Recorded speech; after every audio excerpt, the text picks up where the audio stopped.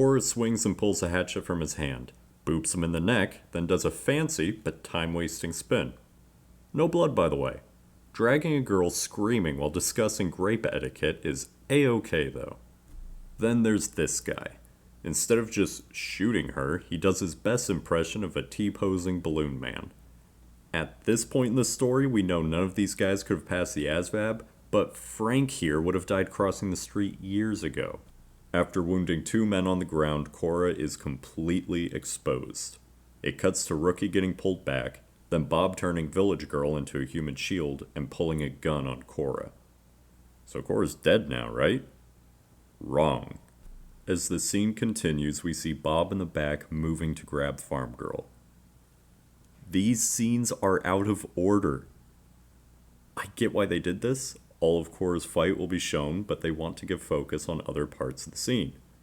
Unfortunately, they chose to do this at a pretty critical moment. Doesn't much matter though, because this means Bob was just standing there while Cora killed 2 guys and he did nothing. So Cora's got a gun now. Jim fights her for it, including clocking her in the face. Well done, Jim. But follows that up with a super weak grip.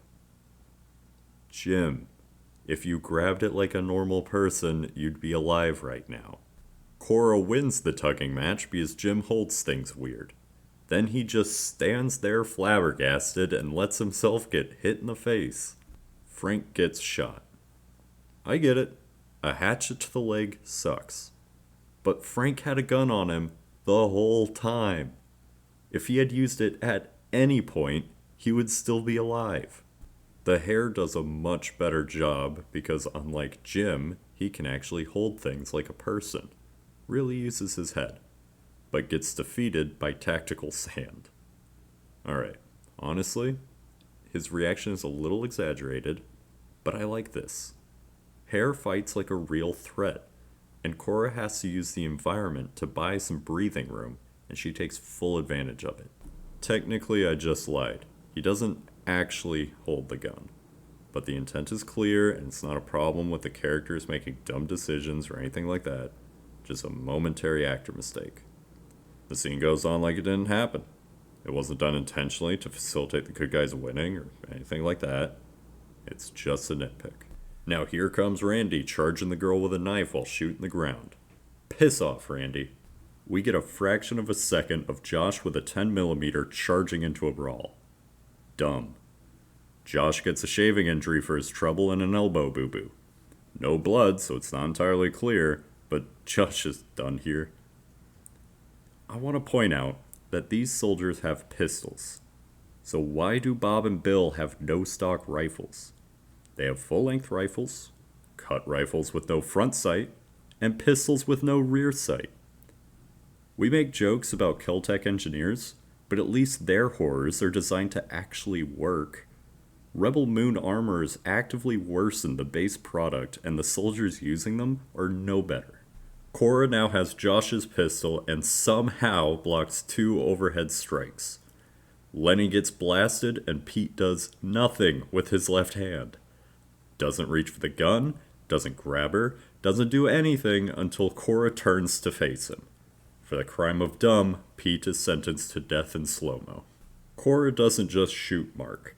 Instead, she stabs his foot, and Mark, unlike Frank, pushes through the pain and does a 2-handed swing at Cora. Now Mark is fucking ripped, but somehow, with both hands, elevation, and muscle advantage, Cora still overpowers him with her left arm. For Mark's insolence, he was betrayed by the laws of physics and shot in the head. Ron takes his pistol off Rookie to shoot a now totally exposed Cora, again, and Rookie fights him for the gun. That part's pretty good. But Ron has the same problem as our dearly departed Pete with a non-functional left arm, if the scene calls for it. Because he tries to fight Rookie one-handed, but doesn't have the reality-bending powers of Cora, Ron gets shot in the chest. Rip Bozo.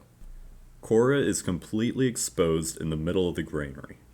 Bob has an open shot, and Bill returned with his rifle thing. Cora survives this, of course. Bob doesn't shoot at all, and Bill shoots one-handed while screaming. Yep. Cora shoots his gun, disabling it, but instead of killing him with a quick follow-up, she charges and jumps on him. This must have broken Bill's less molten brain, because instead of reacting to the gun pushed against his neck, Bill's hands are busy holding Cora up. For the crime of horny, Bill gets put down. He died how he lived. Now it's Cora and Rookie versus Bob and his meat shield in a classic Hollywood standoff. This is effectively the end of the fight and the continuation of the main narrative. This is part of a Rebel Moon video I've been working on. If you liked it, I got a similar Mad Max versus TLJ video. And if you want to see the full Rebel Moon review, go ahead and subscribe and wait patiently. It's a long one. It's going to take a minute. Alright, thanks. Have a good one.